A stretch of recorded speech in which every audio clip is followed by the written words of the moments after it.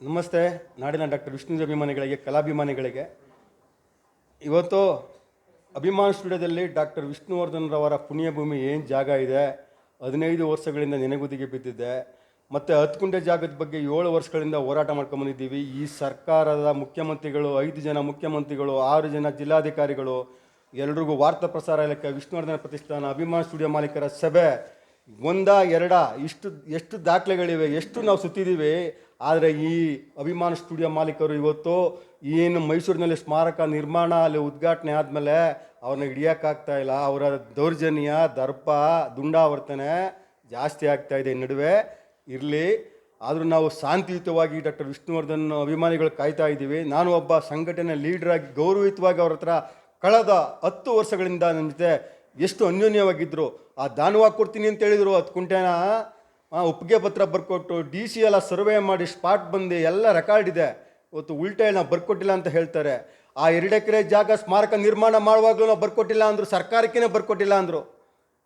ಅಭಿಮಾನಿ ಸಂಘಟನೆಗಳ ಮೇಲೆ ಸಂಧಾನ ಮಾಡ್ಕೊಂಡು ಜಿಲ್ಲಾಧಿಕಾರಿಗೆ ಬಂದು ಬರ್ಕೊಟ್ರು ನಾವು ಬರ್ಕೊಟ್ಟಿಲ್ಲ ಅಂತೀರಿ. ಏನ್ರಿ, ಹಿರಿಯ ನಟ ಬಾಲಣ್ಣನವ್ರಿಗೆ ಅವರ ಮಕ್ಕಳು ಮೊಮ್ಮಕ್ಕಳು ಇವತ್ತು ಅವಮಾನ ಮಾಡ್ತಾ ಇದ್ದಾರೆ. ನಾಚಿಕೆ ಆಗ್ಬೇಕ್ರಿ. ಏನ್ರಿ, ಒಬ್ಬ ಮೇರುಗ್ ನಟ ಡಾಕ್ಟರ್ ವಿಷ್ಣುವರ್ಧನ್ ಅವ್ರಿಗೆ ಈ ಥರ ನೋವು ಕೊಡ್ತಾ ಇದ್ದೀರಾ? ಅಲ್ಲಿ ಮನಗಿರೋ ಆತ್ಮ ಎಷ್ಟು ಕೊರಗ್ತಾ ಇದೆ.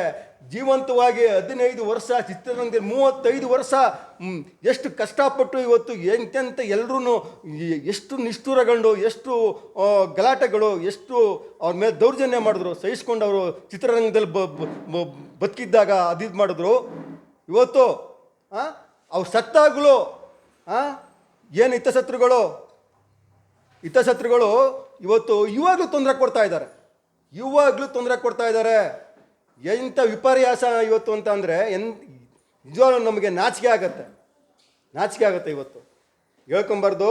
ನಾವು ಇವತ್ತು ಎಷ್ಟು ನೋವಲ್ಲಿದ್ದೀವಿ ಅಭಿಮಾನಿಗಳು ಅಂದರೆ ಅಷ್ಟು ನೋವಿದ್ದೀವಿ. ಈ ರಾಜಕಾರಣಿಗಳು, ಈ ರಾಜಕೀಯ ಪಕ್ಷಗಳು, ನಮ್ಗೆ ಯಾವ ಪಕ್ಷ ಈ ಪಕ್ಷ ಇಲ್ಲ, ನಾನು ಎಲ್ಲ ಪಕ್ಷಗಳಿಗೂ ಉಗ್ದಿದ್ದೀನಿ. ಎಷ್ಟು ಉಗಿದ್ರು ಅವ್ರಿಗೆ ಬೇಕಿಲ್ಲ. ಅವ್ರಿಗೇನು ಗೊತ್ತಾ, ಮೇವು, ದುಡ್ಡು ಅವ್ರು ಹಿಂಬಾಕಿಲಾಗಿದ್ರೆ ಮಾತ್ರ ಸಹಾಯ ಮಾಡ್ತಾರೆ. ನಾವು ನ್ಯಾಯಯುತವಾಗಿ ಕೇಳಿದ್ರೆ ಈ ರಾಜಕಾರಣಿಗಳು, ಈ ಸರ್ಕಾರಗಳು ಕೇಳಲ್ಲ. ಮತ್ತು ಈ ಸರ್ಕಾರಿ ಅಧಿಕಾರಿಗಳು ಇವತ್ತು ಅಲ್ಲಿ ಎಲ್ಲಿ ಮೇವು ಸಿಗ್ತದೆ ಅಲ್ಲಿ ಕೆಲಸಗಳು ಮಾಡ್ತಾರೆ. ನ್ಯಾಯಯುತವಾಗಿ ಡಾಕ್ಟರ್ ವಿಷ್ಣುವರ್ಧನ್ ಅವ್ರಿಗೆ ನಾವು ಕೇಳ್ಕೊತಾ ಇದ್ದೀವಿ. ಇವತ್ತು ಜಿಲ್ಲಾಡಳಿತ ಇರ್ಬೋದು, ವಾರ್ತಾ ಪ್ರಸಾರ ಇಲಾಖೆ ಇರ್ಬೋದು, ವಿಷ್ಣುವರ್ಧನ ಪ್ರತಿಷ್ಠಾನ ಇರ್ಬೋದು, ನಮ್ಮ ಮನವಿಗೆ ಸ್ಪಂದಿಸ್ತಾನೆ. ಹೈಕೋರ್ಟ್ಗೆ ಕರೆಕ್ಟಾಗಿ ನಮಗೆ ಮಾಹಿತಿ ಕೊಟ್ಟಿದ್ರೆ ಇವತ್ತು ನಾವು ಇಷ್ಟು ಕಷ್ಟಪಡ್ತಾ ಇರಲಿಲ್ಲ. ಇವತ್ತು ಇಷ್ಟು ನೋವು ತಿಂತಾ ಇದ್ದೀವಿ. ನಾವು ಮುಂದಿನ ದಿನಗಳಲ್ಲಿ ಆದರೂ ನಾವು ಇನ್ನೂ 2 ತಿಂಗಳು ನಾವು ತಾಳ್ಮೆಯಿಂದ ಕಾಯ್ತೀವಿ. ಅಭಿಮಾನ್ ಸ್ಟುಡಿಯೋ ಮಾಲೀಕರನ್ನು ಬೇಡ್ಕೋತೀವಿ, ಸರ್ಕಾರನೂ ಬೇಡ್ಕೋತೀವಿ. ಇವರೇನಾದರೂ ಈಗ ಮೊಂಡುತನ, ದುಂಡಾವರ್ತನೆ ಮಾಡಿದ್ರೆ ಪರಿಸ್ಥಿತಿ ಬೇರೆ ರೀತಿ ಇರುತ್ತೆ. ಅಲ್ಲಿ ವಿಷ್ಣುವಾದ ಅಂತ್ಯ ಸಂಸ್ಕಾರ ಆಗಿದೆ, ಆತ್ಮನು ಕೊರಗ್ತಾ ಇದೆ, ಆ ಸಮಾಧಿ ಮಂಟಪನು ಕೊರಗ್ತಾ ಇದೆ. 15 ವರ್ಷ ಆಯಿತು, ಶೀತಲಾವಸ್ಥೆಯಲ್ಲಿ ಇದೆ. ಆ ದುರಸ್ತಿಗೆ ಪರ್ಮಿಷನ್ ಕೊಡೋಕ್ಕೆ ಈ ಸರ್ಕಾರಕ್ಕೆ ಯೋಗ್ಯತೆ ಇಲ್ಲ, ಈ ಅಭಿಮಾನ್ ಸ್ಟುಡಿಯೋ ಮಾಲೀಕರಿಗೆ ಯೋಗ್ಯತೆ ಇಲ್ಲ, ಆ ವಾರ್ತಾ ಪ್ರಸಾರ ಆಯುಕ್ತರಿಗೆ ಯೋಗ್ಯತೆ ಇಲ್ಲ. ಇನ್ಯಾವ ಕಲಾವಿದ್ರಿಗೆ ಮಾಡ್ತೀರಿ ನೀವು? ತಾರತಮ್ಯ ಮಾಡ್ತೀರೇನ್ರಿ ಒಬ್ರಿಗೊಬ್ರು? ನಿಮಗೆ ನಾಚಿಕ, ಮಾನ, ಮರ್ಯಾದೆ ಏನು ಇಲ್ವಾ? ನಿಮಗೆ ಯೋಗ್ಯತೆ ಇದೆ ಅಧಿಕಾರಿಗಳಿಗೆ? ಜನಗಳ ದುಡ್ಡ್ರಿ ನಿಮ್ಮದು, ಜನಗಳ ದುಡ್ಡಲ್ಲಿ ನೀವು ಅಧಿಕಾರ ನಡೆಸ್ತಾ ಇರೋದು. ನಾವು ಕೇಳ್ತಾ ಇದ್ದೀವಿ, ಒಬ್ಬ ಸಾರ್ವಜನಿಕ ಆಸ್ತಿ ವಿಷ್ಣುವರ್ಧನ್ ಅವರು ಅವ್ರು ಕೆಲಸ ಮಾಡಿಕೊಡಿ ಅಂತ.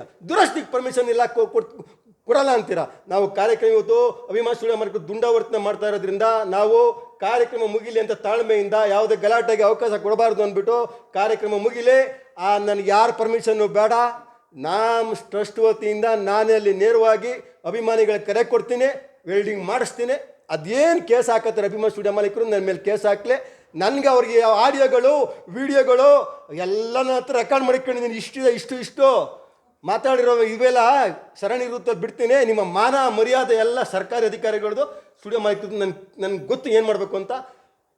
ಇಷ್ಟು ಹೇಳೋಕ್ಕೆ ನಾನು ಇಷ್ಟಪಡ್ತೀನಿ. ಮಾಧ್ಯಮದವರೇ, ಮುಂದಿನ ಹೋರಾಟ ನಾವು ನವೆಂಬರ್ ತಿಂಗಳಿನಲ್ಲಿ ಸರ್ಕಾರಿ ಅಧಿಕಾರಿಗಳ ನಿರ್ಲಕ್ಷ್ಯ, ಅಭಿಮಾನ್ ಸ್ಟುಡಿಯೋ ಮಾಲೀಕರ ದೌರ್ಜನ್ಯ, ಕಿರುಕುಳ ಮತ್ತು ಅವ್ರ ವಿರುದ್ಧ ಹೇಳಿಕೆ ವಿರುದ್ಧ ನಾವು ಹೈಕೋರ್ಟ್ನಲ್ಲಿ ನಾವು ರಿಟ್ ಪಿಟಿಷನ್ ಆಗ್ತಾ ಇದ್ದೀವಿ. ಧನ್ಯವಾದಗಳು. ಜೈ ಹಿಂದ್, ಜೈ ಕರ್ನಾಟಕ, ಜೈ ವಿಷ್ಣುಜಿ. ರಾಜು ಗೌಡ, ವಿಷ್ಣು ಅಪ್ಪಾಜಿ ಪುಣ್ಯಭೂಮಿ ಸೇವಕ.